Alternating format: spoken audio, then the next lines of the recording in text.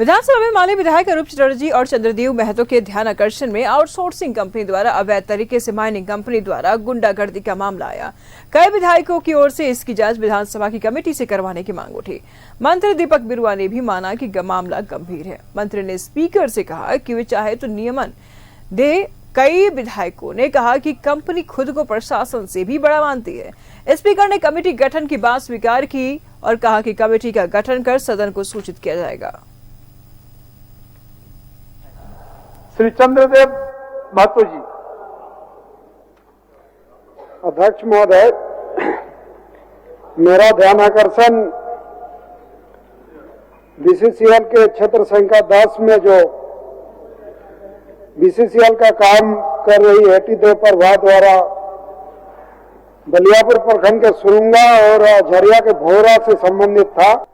जो उत्खनन काम कर रही है, ये उत्खनन काम वहां के रैयतों के जो जमीन है, जमीन पर जबरन ओबीडम्प किया जा रहा है और उस जबरन ओबीडम्प में झारखंड सरकार के प्रशासनिक अधिकारी भी मूक दर्शक की तरह है। हम लोग को जो इस पर जो एफआईआर हुआ, सीओ द्वारा जो एफआईआर किया गया है 23/12/2023 को, ये एफआईआर भी लगातार 2 महीना तक वहां के रैयत धरना पर बैठे।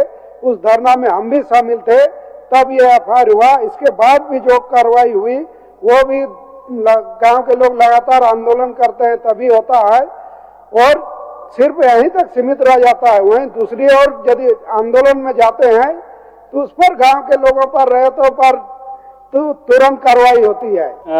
कोल इंडिया जो है वो 3 तरीके से माइनिंग करती है। एक तो है आउटसोर्सिंग मोड में, दूसरी एमडीओ है, तीसरी रेवेन्यू शेयरिंग। एमडीओ या रेवेन्यू शेयरिंग में जमीन आपको अपने परचेज करके आपको करना है। अगर कोई विस्थापन की भी स्थिति है तो वो कंपनी को करना है, वो प्राइवेट कंपनी को करना है। ये मामला जो है एटी देव प्रभा की झरिया का मामला है जो 6 माइंस चला रहे हैं, आउटसोर्सिंग भी चला रहे हैं, एमडीओ मोड भी, लेकिन घटना जो दिखा रहा है वो एमडीओ मोड की दिखा रहे हैं। अध्यक्ष महोदय, थोड़ी ये से एक तो है जो रैयतों की जमीन की मुआवजा बिना दिए उस पर बार बार डंपिंग कर रहे हैं। बीसीसीएल मैनेजमेंट मुखदर्शक होकर बैठे हुए। अध्यक्ष महोदय, ये व्यवस्था का पार्ट नहीं है। ये जो कॉन्ट्रैक्टर की बात हो रही है, ये व्यवस्था के अंतर्गत नहीं है, व्यवस्था इसके अंदर है।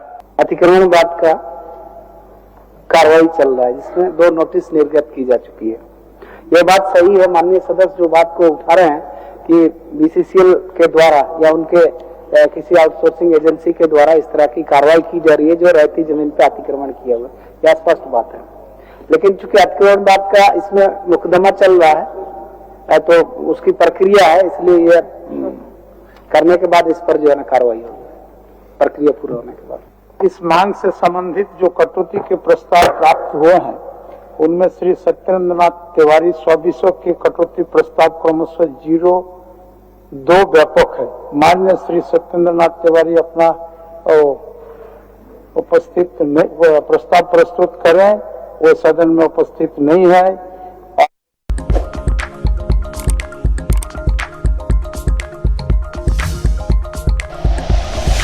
Like and share videos, subscribe करें हमारा चैनल और प्रेस करें बेल आइकॉन। न्यूज़ 11 भारत, सच है तो दिखेगा।